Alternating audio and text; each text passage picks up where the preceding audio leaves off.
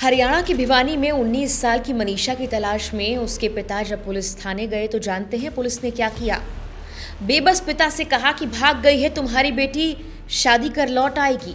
और 13 अगस्त की सुबह इस पिता को अपनी बेटी मिली, लेकिन जिंदा नहीं।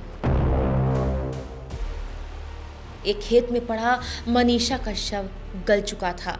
शरीर के कई अंग नोचे जा चुके थे और अब इस मामले में 2 बार पोस्टमार्टम होने के बाद पुलिस की थ्योरी कहती है कि मनीषा को किसी ने मारा नहीं, बल्कि उसने खुद की जान ली। आखिर इस थ्योरी में कितना सच है? जिस मनीषा ने अपने नर्सिंग के सपने को पूरा करने के लिए पैसे जमा किए, वो भला जान क्यों देगी? मनीषा की मौत के बाद उठ रहे वो 5 सवाल कौन से हैं जो पुलिस की जांच पर शक पैदा कर रहे हैं? जुर्मोस्कोप के इस एपिसोड में मनीषा केस की पूरी कहानी विस्तार से आपको हम बताने वाले हैं।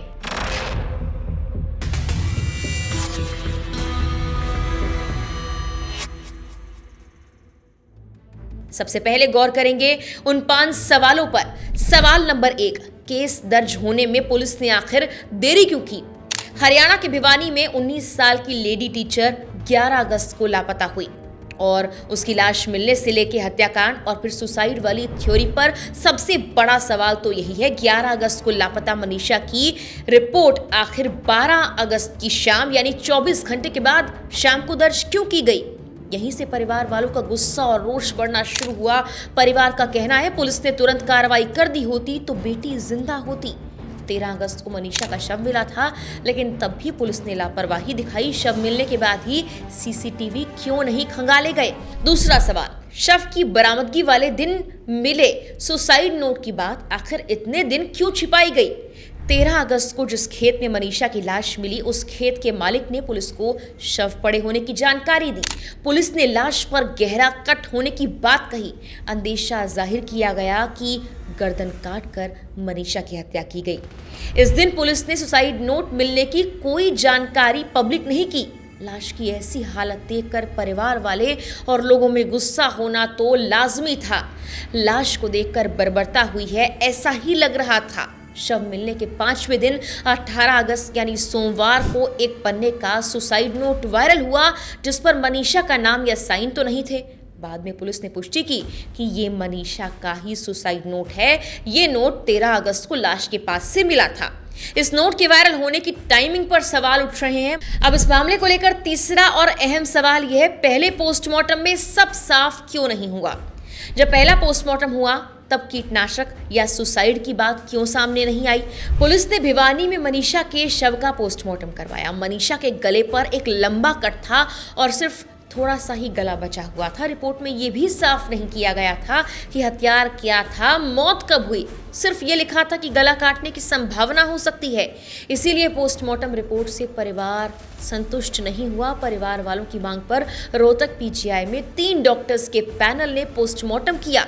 सवाल नंबर 4, मनीषा का मोबाइल आखिर कहाँ है?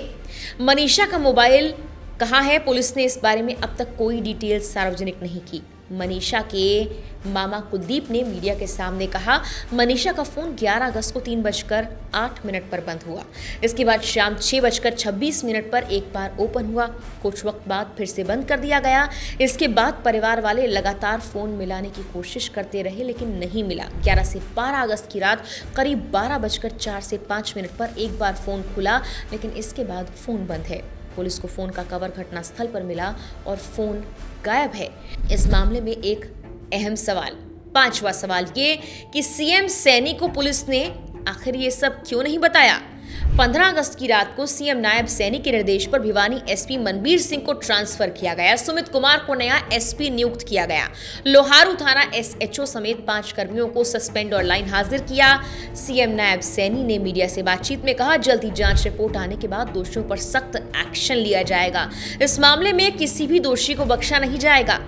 तो क्या जब सुसाइड की बात सामने आ गई थी या नोट मिल गया था, वो भी पुलिस को 13 अगस्त को ही मिला था, तो ये बात क्या सीएम सैनी को नहीं बताई गई थी? क्या प्रदेश के मुख्यमंत्री को ये नहीं बताया गया था कि जिस वजह से हरियाणा में बवाल मचा हुआ है, उस मामले में सुसाइड नोट मिला है?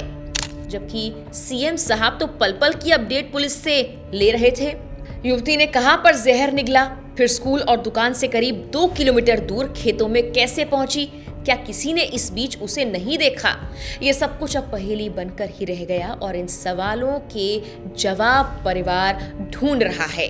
अगर यह हत्याकांड नहीं और सुसाइड है, तब भी 9 दिन की जांच में पुलिस की जांच का तरीका सवालों के घेरे में है, क्योंकि मनीषा की मौत के बाद से हरियाणा में लगातार प्रदर्शन हो रहा है। परिवार से लेकर सेलिब्रिटीज तक उसके लिए इंसाफ की मुहिम में शामिल हो रहे हैं। लेकिन इन सब के बाद पुलिस ने सुसाइड नोट की बात छिपा कर रखी और बवाल बढ़ता गया। मनीषा के दादा की बातों पर गौर करें तो उन्होंने जो खुलासे किए हैं वो भी इस पूरे मामले की जांच में एक बड़ा सवाल पैदा कर रहे हैं। मनीषा के दादा रामकिशन के मुताबिक कॉलेज से बाहर निकलकर जब हमारे परिवार ने आसपास पूछताछ की तो पता चला कि कॉलेज के बाहर काले शीशे वाली एक गाड़ी घूम रही थी जिसमें 2 लोग सवार थे। परिवार का आरोप है कि ये 2 लोग कॉलेज में मनीषा के सीनियर्स हैं और इन दोनों ने उसकी हत्या कर दी। 13 अगस्त की सुबह परिवार को मनीषा का खेतों में शव मिलने की सूचना मिली। मनीषा का कॉलेज घर से 8 किलोमीटर दूर है और जिन खेतों में उसकी डेड बॉडी मिली वो कॉलेज से महज 500 मीटर दूर बताई जा रही है। दरअसल ये पूरा मामला तब शुरू हुआ था जब 11 अगस्त को मनीषा अपने घर से गई। वो प्ले स्कूल की टीचर थी, कॉलेज में एडमिशन लेने जा रही थी। रात तक वापस न आने पर उसके पिता ने पुलिस में गुमशुदगी दर्ज करवाई, लेकिन पुलिस ने कहा कि वो पिकनिक पर गई होगी या फिर शादी कर वापस आ जाएगी। इसके बाद 13 अगस्त की सुबह सिंघानी गांव में नहर के पास बने खेत में किसान ने युवती की लाश पड़ी देखी।